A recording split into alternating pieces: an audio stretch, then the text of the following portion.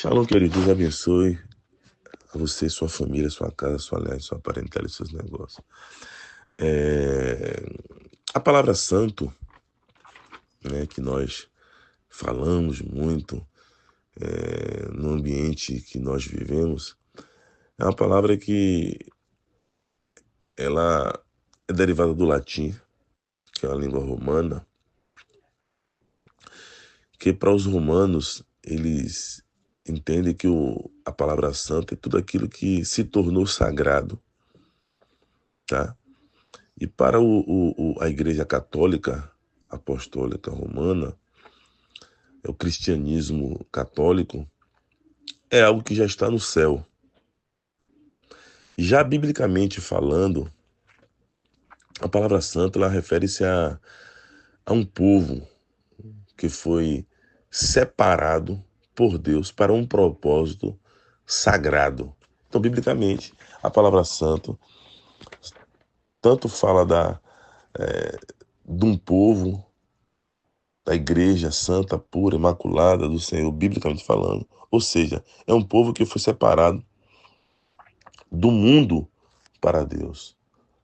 É um povo que realmente não ama o mundo, porque aquele que ama o mundo é inimigo de Deus, aquele que é inimigo de Deus é o mundo. Então Deus, ele diz lá em Malaquias que ele fará a separação daquele que serve, que vive para ele, daquele que não vive para ele. Então, santo, biblicamente falando, fala de um povo que foi separado por Deus do mundo.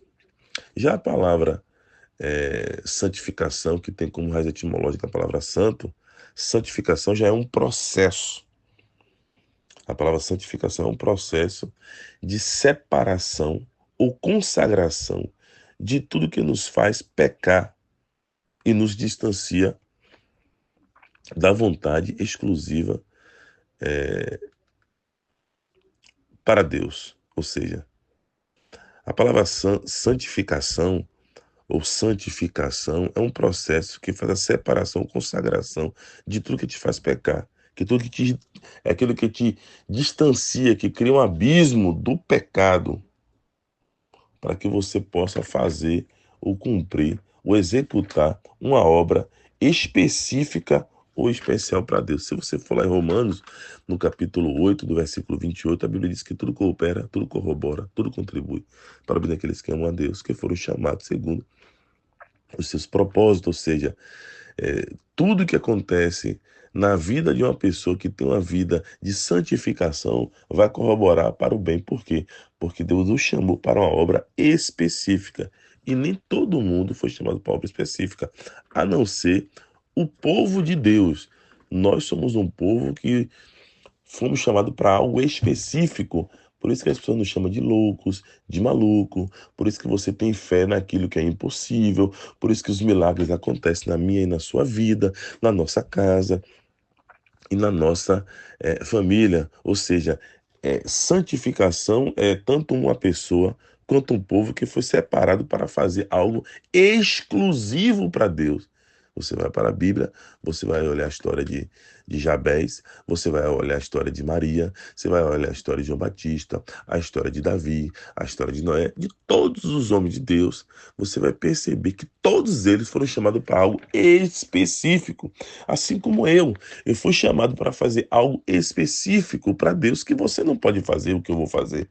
Da mesma sorte, você foi chamado para fazer algo específico, que o que você vai fazer, eu não posso fazer. É algo que só é exclusivamente e de exclusividade sua, e algo que também é exclusivo minha. Por isso que a santificação é um projeto. Quando nós vamos construir as nossas casas, os nossos empreendimentos, você tem que chamar uma pessoa para fazer um projeto. E Deus, Pai, Ele é o arquiteto, Ele é o nosso projetista, Ele é o nosso design interior. Então a santificação é um projeto, é um planejamento de Deus para todo aquele que nele crê e que o serve. Por isso que a santificação é justamente abrir mão de tudo aquilo que te faz pecar, tudo aquilo que cria gatilhos, que te faz ir para os vícios, para que te faz ir para os pecados, para que faz você cair Então a santificação é você ir abrindo mão de todas essas ervas daninhas, tudo que te faz pecar. Já a purificação, olha que eu estou falando de santo, santificação, agora eu vou falar de purificação, que é o que mais nós estudamos na palavra de Deus, que é o nosso livro de fé, regra, prática e conduta, e é a palavra de Deus. Já a purificação é o processo, ou um processo da parte de Deus, que torna todo aquele que crê nele puro, ou alguma coisa pura, livre de toda impureza. Quando você quer tornar alguma coisa pura, você vai trazer a purificação. Tem algumas coisas que vai na alta temperatura. Por exemplo, os vasos, quando eram feitos pelos romanos, era cerâmicas puras. Quando se partia, tinha que remendar.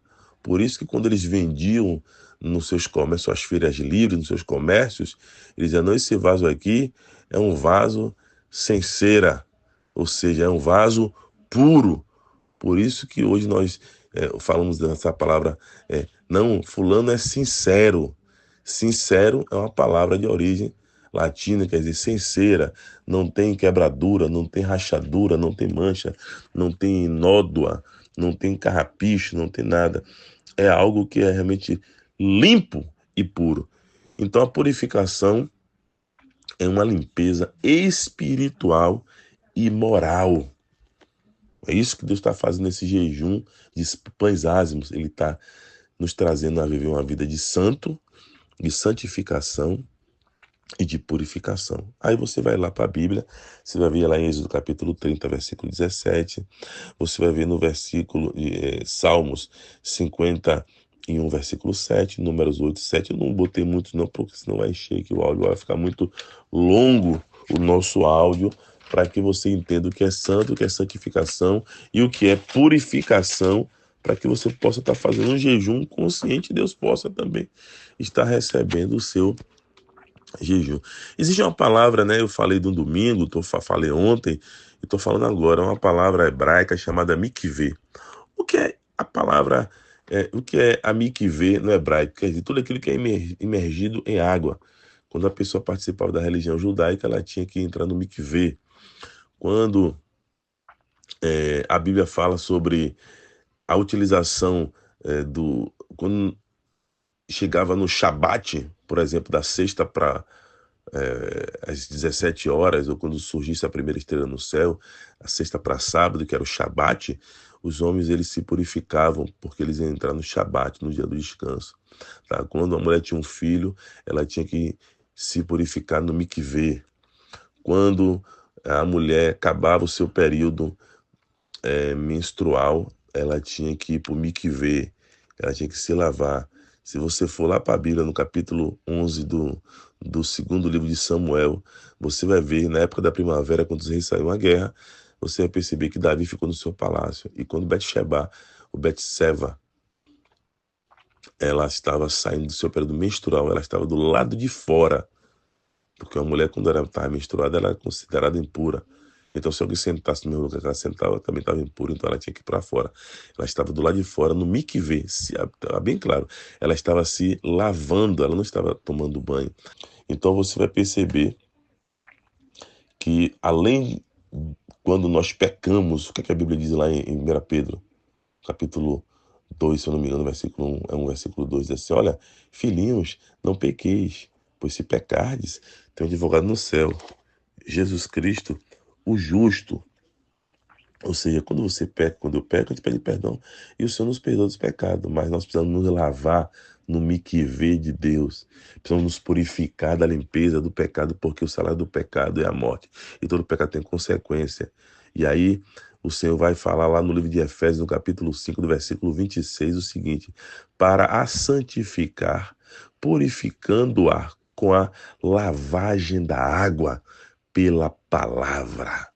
Ou seja, a palavra de Deus é que nos lava, é que nos purifica. Você pecou, você vai ter que comer a palavra, ler a palavra, estudar a palavra, ruminar da palavra 24 horas para que o Senhor possa te lavar e te purificar. Então, santo, santificação, santo é separado, santificação é alguém que foi separado para um propósito, e purificação é a lavagem pela palavra de Deus. Deus abençoe vocês.